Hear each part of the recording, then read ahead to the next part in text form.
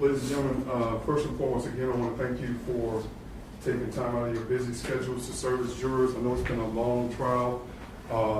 You made any excuses you could have given us again. You didn't do that. You accepted responsibility, and now it's time for the state to accept responsibility for these allegations that they brought against Mrs. Dykes. I told you in the opening statement, I told you from the beginning, this is not about puzzle pieces. We're not talking about pieces of puzzles. We're talking about either you got the evidence or you don't. Because we're not talking about puzzle people. We're talking about Miss Dykes' life. That's what we're talking about. We're talking about her life. Whether she's going to be labeled a murderer, whether she's going to be labeled a felon. They have the obligation to bring evidence that proves this case beyond a reasonable doubt. They haven't done that because she's not guilty.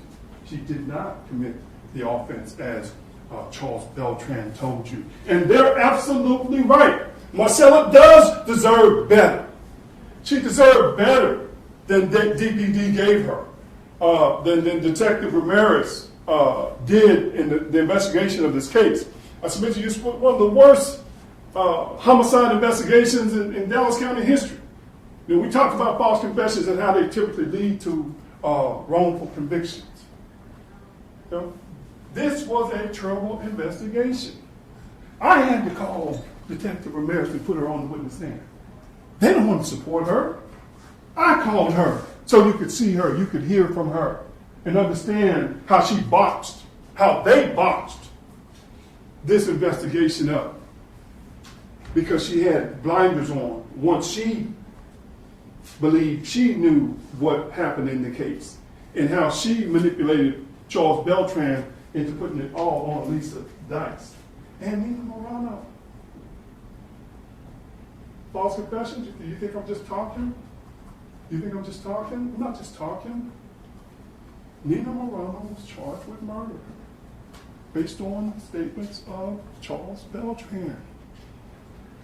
That was whenever, years ago, when they got charged. Back then, they just dismissed that case. They've been talking to Charles, getting him ready to testify at least 4 or 5 times with the state and his attorney, preparing him to testify. Talking about all the inconsistencies that even after he talked to the detectives the first time, he still had. Ladies and gentlemen, what I'm trying to tell you is you cannot believe Charles Beltran. He's a liar. You know that because he gave story after story after story after story. These girls will have to believe, oh, he's such a, sugar bear. She's a sugar mommy, he's a sugar bear. He's so gentle.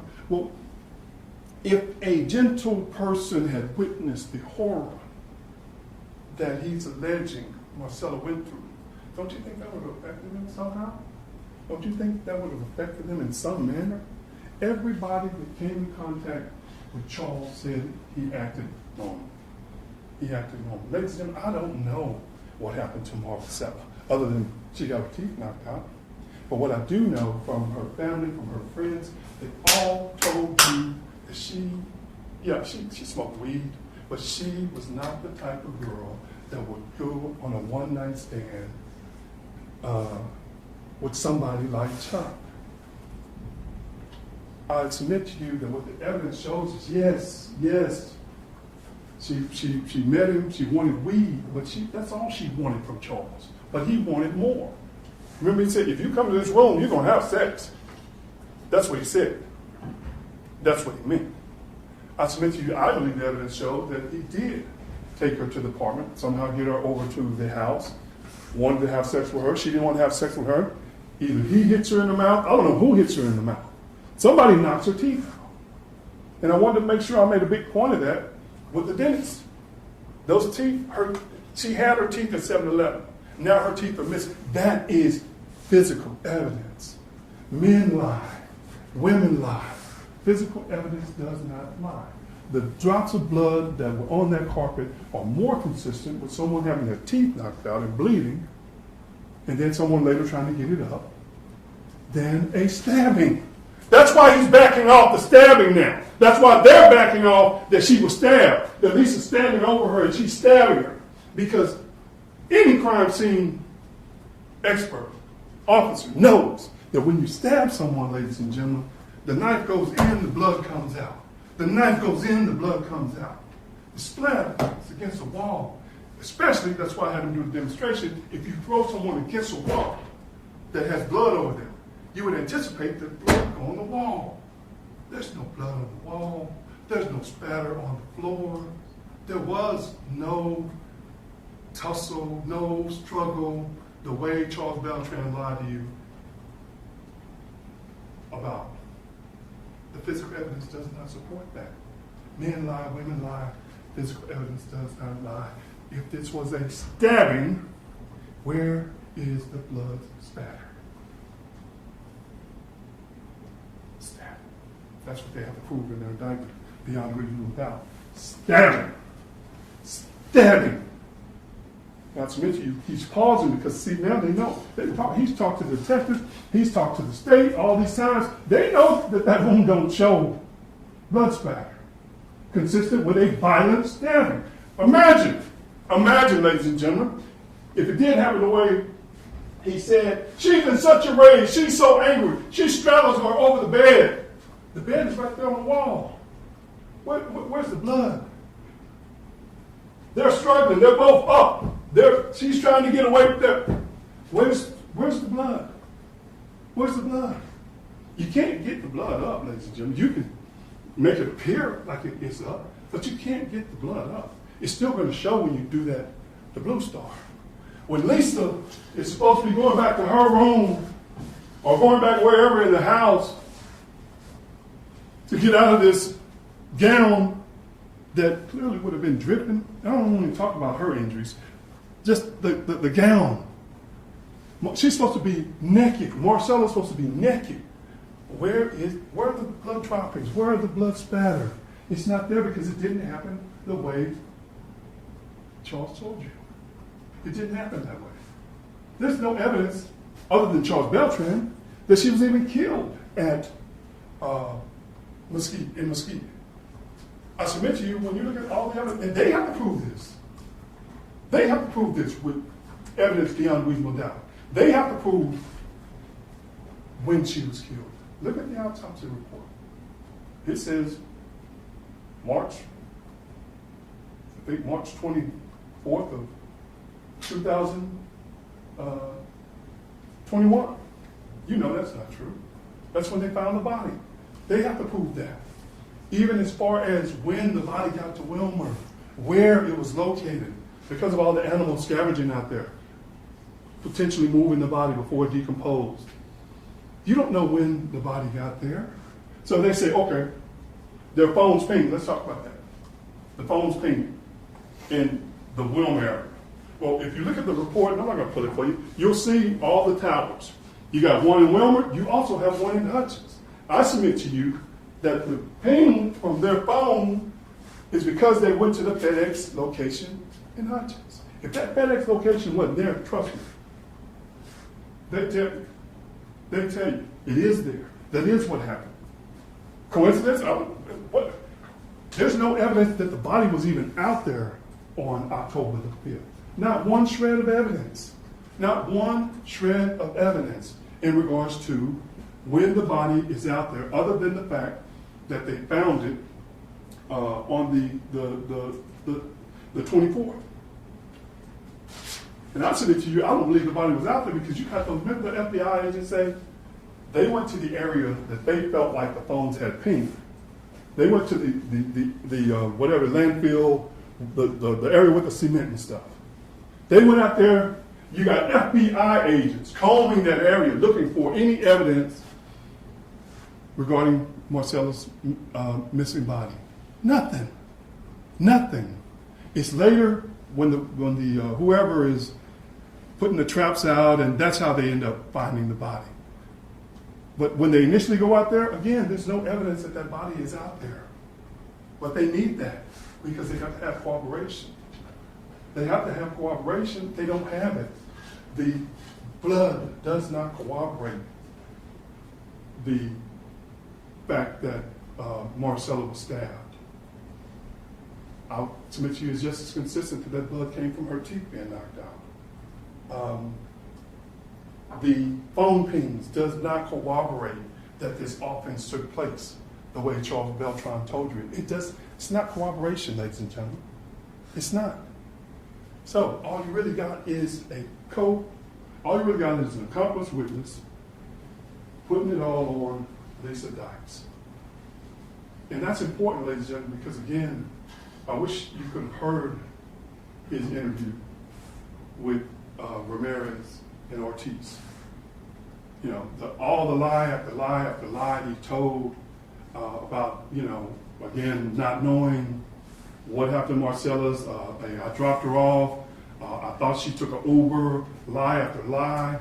And it was only after, hey, they're going to say, you're the monster. And let me also touch base on, look, I didn't say nothing negative about her dress. It's how the kids dress.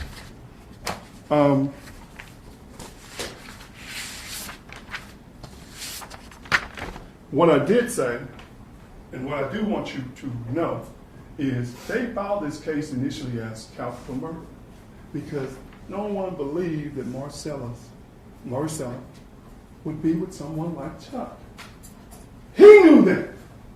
He knew that.